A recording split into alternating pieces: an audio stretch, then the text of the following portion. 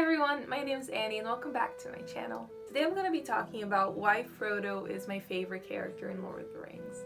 I hear a lot of people saying that they don't like Frodo, that he's whiny, that Sam did all the work, and I thought I'd talk about why Frodo has been my favorite character since I first read the books.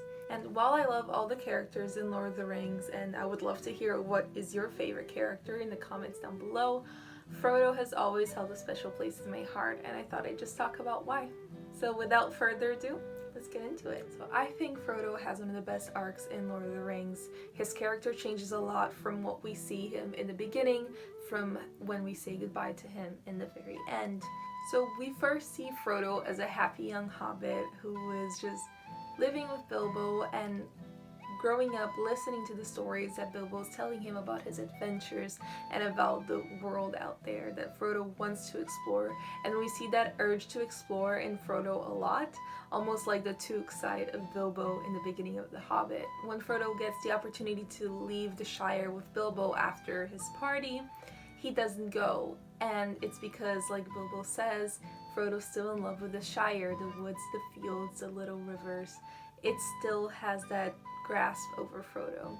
And after the party, through the 20 years that elapse between the party and when Frodo leaves on his journey, Frodo starts to get a little more unsettled in the Shire, and that change occurs very naturally, I think. So when Gandalf comes to him with the quest, he is ready to go, he's ready to explore, and he wants to leave the Shire. There's that moment of shock of learning that the adventure he's dreamed of his whole life he won't have, but then there's a moment of acceptance that this is what he has to do.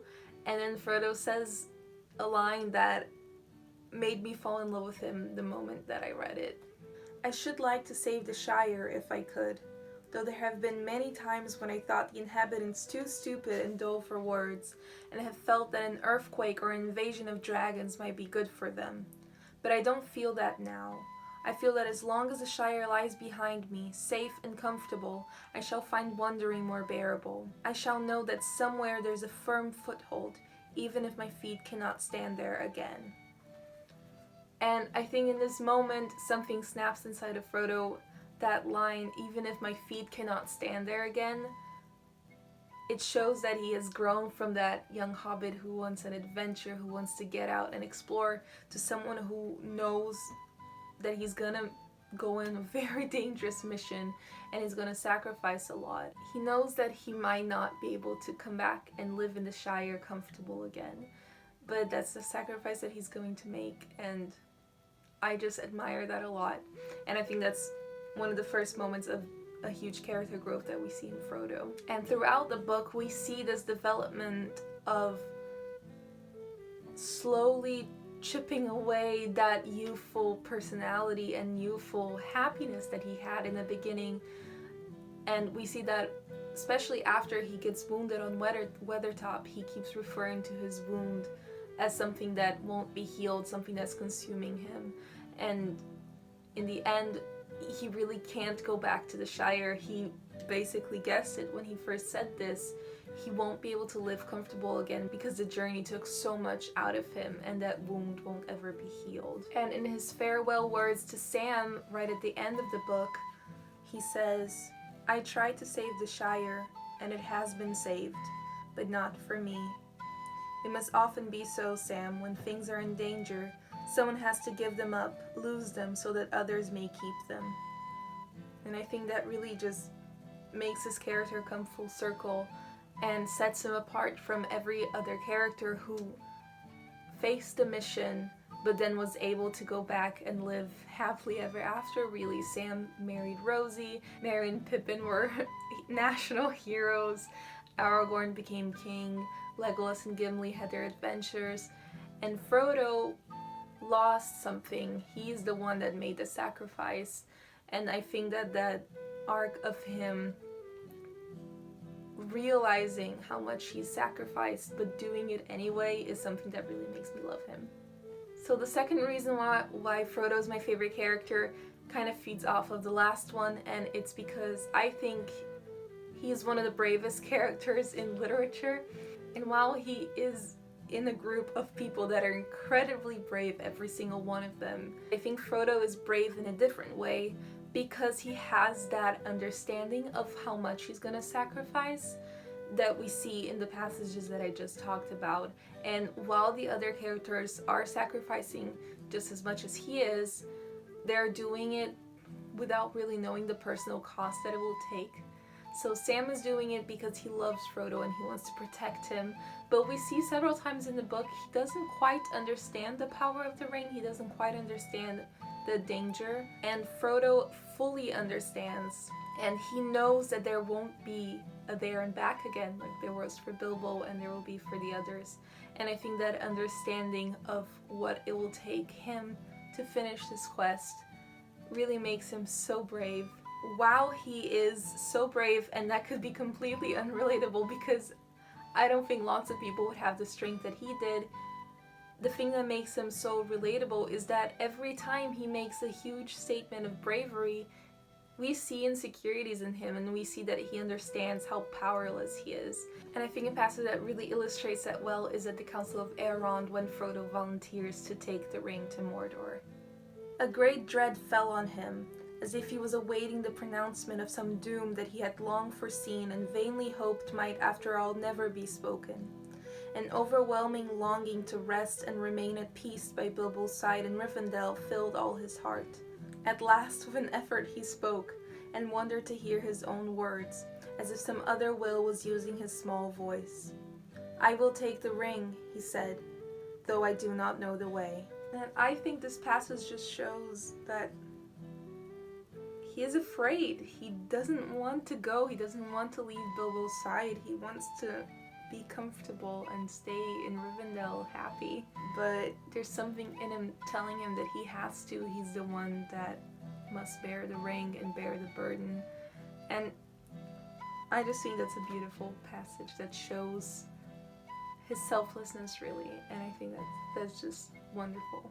And his small voice, I think it's really important to highlight here because he knows that he is small. He's not as strong as all the other members of the council. Legolas is right there, Aragorn, Boromir, all these very strong people. But he's still willing to go and he's willing to sacrifice himself for the quest. And not only is he small, but he also acknowledges that he's not as wise as the others by saying, "I do not know the way." So I think that that acknowledgement of his powerlessness really makes him relatable and a very good protagonist to follow. So I also love Frodo's passion for lore and languages and just his fascination with Middle-earth. And I think that is a very good way to write a fantasy protagonist because as we go through his adventures, he knows the things, he talks with the elves, he knows the languages, and he has that fascination that I share with them. So as a reader, it's really very smart to have a protagonist that is as fascinated as the reader will be with the world that you're reading about. And I think that, for example, Harry Potter has a lot of Frodo's traits of braving, going out into this world that he is fascinated with. And the reader can connect to the protagonist in that way. So I think that Frodo is a very good fantasy protagonist because of his love for the languages and the lore of Tolkien's world. And overall, I just think that Frodo embodies a lot of the virtues that Tolkien held most dear. That selflessness, that bravery, that passion for learning in old maps and languages. And yeah, I just think that these are all things that make him a great character.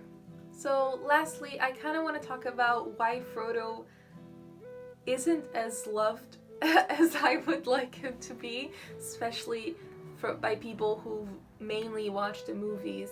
And I think that boils down a lot to one scene that was added in The Return of the King, and that is the Cirith Ungol scene when Frodo tells Sam to go home. He's angry, he's taking Gollum's side in the fight, and he tells Sam to leave even though they've been walking for months. And while I understand why they added that scene, I think it adds a lot of drama and adds a lot of tension to the movie. And I think I remember watching the bonus features of The Return of the King, and they were saying that they wanted Frodo to go into Shelob's lair alone and not with Sam because it makes it a lot scarier. I think that that scene in particular, it presents quite a different version of Frodo's character.